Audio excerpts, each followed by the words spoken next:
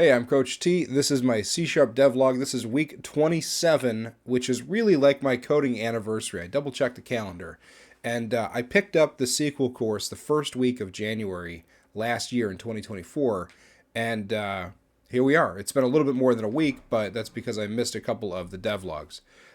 Between Christmas and then the New Year's and family coming in, family coming out, I just didn't really have a lot of time on the weekends. So I just, instead of jamming in a short, crappy log, just decided to leave it. But yeah, so around this time of the year is my coding anniversary. I decided I'm going to learn SQL at my brother's recommendation. He works he does forensic accounting or something like that for a corporation, and he does a lot of SQL work and some Python scripting work with Power VB maybe. And he was like, you should learn SQL because he knew that I was doing data analysis for my role in teaching. So I took his advice after dallying a whole lot, thinking maybe I should do Python, maybe I should go back to C Sharp, but I ultimately decided on doing SQL first. So that was really the first time that I had any level of success with coding was using structured query language, which I still have a soft spot for. Haven't used it in about 6 months, but once in a while he'll send me something and we'll take a look at it together, and I can still pretty much follow along. Now, after a year's worth of learning to code, I kind of wonder what it would be like to go back and study SQL more closely again, understanding more about how computers process and how language is processed. But that's for another day. So at this point, I've been doing C Sharp for about half a year, about 6 months. This is the longest that I've studied any one coding language, and I'm definitely feeling pretty comfortable with it, especially in terms of me using Unity. So this past week in particular, from about last Saturday to this Saturday, I've been focused almost exclusively on understanding Unity's input system. And while that might sound a little bit ridiculous because it's easy to plug and play, I want to understand what's going on under the hood so that I can manipulate and utilize that data. So it's one thing to just plug in some actions and send messages going and then trigger based on whether or not a message has been sent. It's another thing for me to be using the information that those delegates send, I think they're delegates, and then act on them. And really what that boils down to is I wanted to build a twin stick controller. I didn't want to buy one. I wanted to build one for myself to understand a couple of different things. First of all, how do I utilize that information sent by the delegates? How do I use that for doing things like manipulating the character on a global axis? How do I deal with the local and the global axes no longer aligning correctly? That was a big problem. And then how do I deal with look rotation quaternions? Because quaternions still kind of elude me. Vector math and quaternions are still pretty... I still have to go to either a large language model to get explanations of things.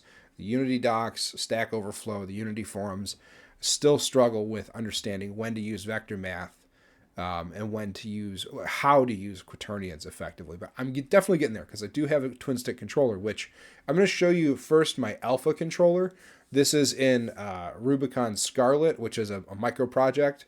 You can see that he's animated, but the character kind of slides around. And the other downside to this, even though it works with a controller and a mouse, is that the character is always facing towards the cursor, which means you can't have a one-handed play mode.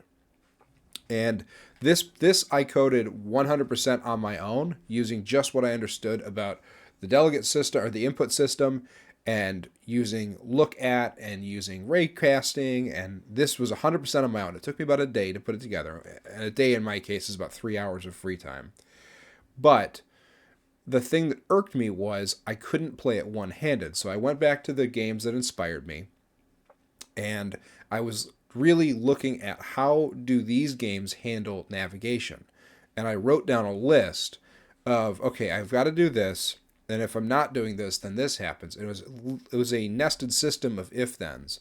And that's where I went and I hunted through Reddit and Stack Overflow, and I looked at the Unity Asset Store, and I went to large language models to figure out how are these other ones being put together.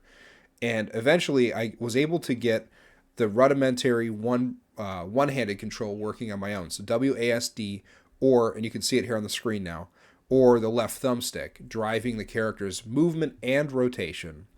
And then where I stumbled a little bit was with the right thumbstick, because while I could get it to work, I didn't realize that I could set the square root magnitude.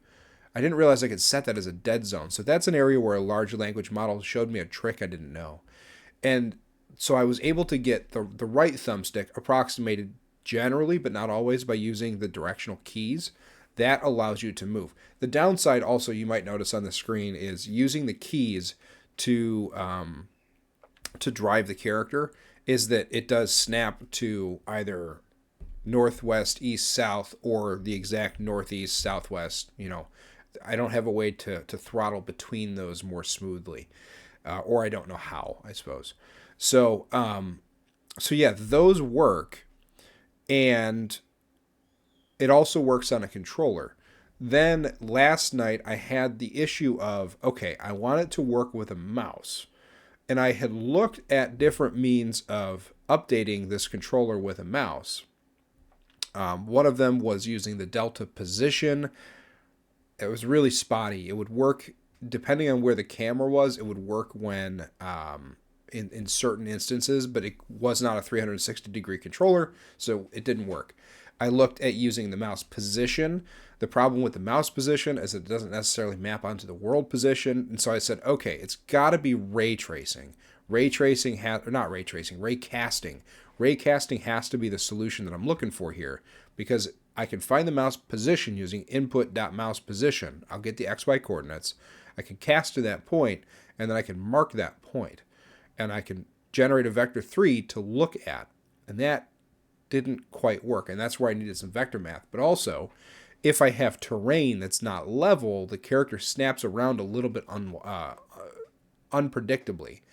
And I didn't know that I could raycast to a plane that's been generated around the character and basically ignore the terrain and everything.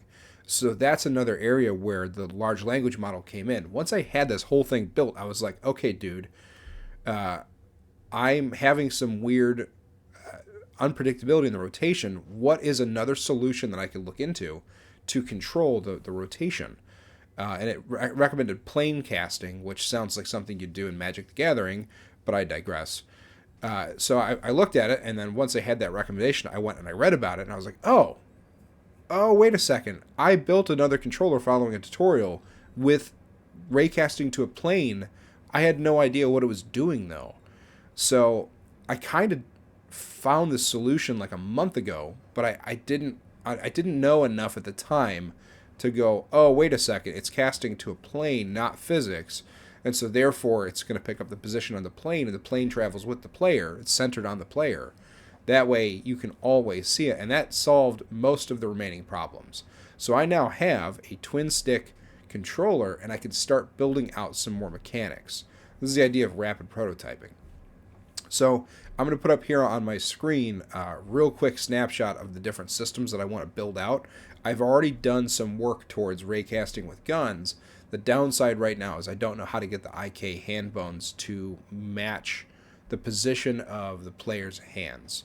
So if I go from a pistol to a rifle to a shotgun, the gun kind of floats off in the yonder void because I just don't know how to manipulate the bones yet. That's another step that I'll have to take at a later date. So yeah, I'm feeling pretty good about this. A year in, I'm able to if then or build out my potential solution, and then I'm able to find the resources that I need and build my own solution, that's a nice way to feel, at the 1 year anniversary here. If I was a toddler, well, I guess if I was a 1-year-old, I guess I'd be cruising along on the couch and taking my own first steps. So you can see also it's animated, all the animation logic, that's mine. I understood how to do that. I hooked all that up in about 10 minutes. The animations themselves are from Mixamo, the characters from Mixamo, but the logic for getting the character to look around, that was mine. The only one part of that I needed help with was learning about, I think it's called transform direction inverse, or inverse transform direction, and that just converts local to global coordinates or global to local. And so that way it keeps the animations in sync. So yeah, a lot of the work on this controller was done over the last 3 days before and after work. I didn't have a lot of time, but I had a lot of time to think about it. And so when I sat down to actually do it, there it was. I was able to slap it together or to articulate the questions in a way that got me to Stack Overflow or the Unity forums or through the large language model to get, because it gives you resources out of that too. So that's where I'm at. I don't totally know what's next for the channel in terms of Python content. I kind of reached the limit to which I went. I did tkinter and Pygame stuff, but I don't feel confident teaching those, and I don't want to use my time on those. I am considering doing some introductory C# work to teach the basics of C#, which for me would be a good review because I'd have to go back to basics and explain my understanding. And perhaps for you, for a viewer, maybe that would be a good beginner-friendly way of working through some basic C# content. And I have gone far, far further along in my C# study than my Python study. So I probably could do a fair bit of work like that. So I'm going to think about it. I don't want to do Unity tutorials, especially at this point. I don't feel comfortable explaining what it is that I'm doing. Sometimes it's a little bit of magic, and I'm surprised when things connect and click. So that doesn't feel right to me. But I do feel very confident when I'm scripting in C#. I'm like, yep, I know what this is doing. I just don't always know the features available in the Unity, I guess the Unity API, the Unity library. So that's kind of where I'm at. I may do one very quick Unity tutorial on mapping 2 button presses or 2 actions to 1 button press, because that gave me some hard work. And I could not find a good straightforward solution, but I engineered one. So I'm thinking in the next week I'm going to make a very quick, very specific Unity tutorial for that. Because I have studied the input system a lot. So that's it. I'm at 12 minutes. I'm going to get out of here. I've got hot coffee. There are muffins coming, and I can hear the little one, the taller little one, is yelling for me because I think she wants to go play. So with that said, go do something cool. Happy coding anniversary. If you're learning to code in 2025, go slow. Don't beat yourself up. Have grace. And if you like the channel and the video diary thing, subscribe. Otherwise, I will see you next week with hopefully some more cool stuff.